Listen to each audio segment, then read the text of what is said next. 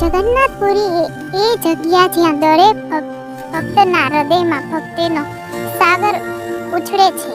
દરરોજ હજારો લોકો ભગવાન જગન્નાથના દર્શન માટે આવે છે. એક પ્રસિદ્ધ તાંત્રિક આવ્યા, નામ હતું કામગીરી.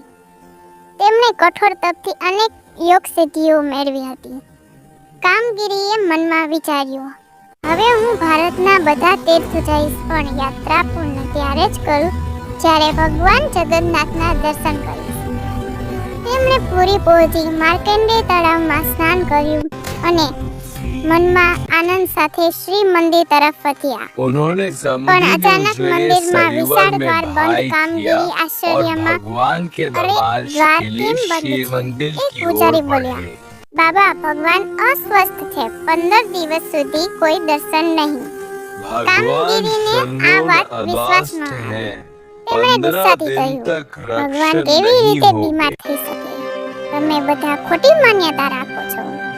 પૂજારી બોલ્યા, બાબા, આ સદીઓથી ચાલતી પરંપરા છે. રાજાની આજ્ઞા વિના દ્વાર નહીં ખુલશે.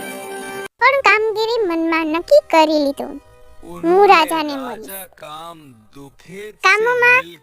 કામગીરી રાજા તામેશ્વર દેવના દરબારમાં ગયા. રાજા ગંગવંશના ધાર્મિક શાસક હતા. કામગીરી બોલ્યા, હે રાજન, મને ભગવાનના દર્શન કરવા છે. મારા જેવી તપસ્વી વ્યક્તિને રોકવાની યોગ્ય નથી.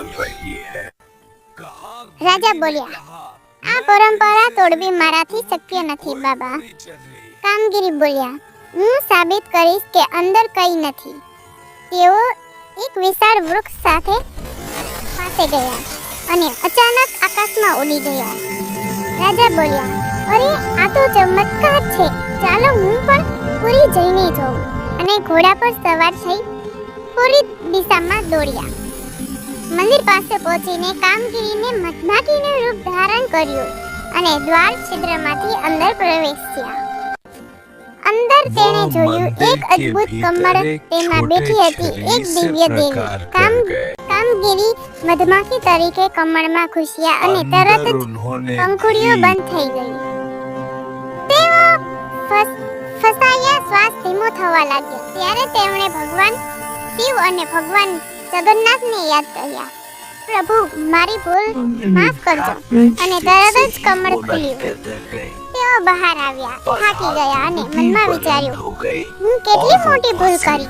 ભગવાનના લીલાનું માનવી શક્તિથી માપી ન શકાય.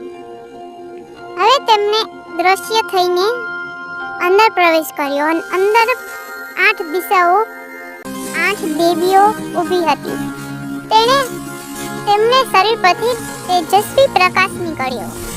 કામગીરીને લાગ્યું, હવે હું સમજી ગયો, આ તો ભગવાનની અદ્ભુત લીલા છે. ડરથી પસીનાથી તરબરત થઈને બહાર ભાગ્યા. તેઓ રાજા પાસે બોલ્યા, હે રાજન, હવે હું સમજી ગયો. મારો અહંકાર તૂટી ગયો.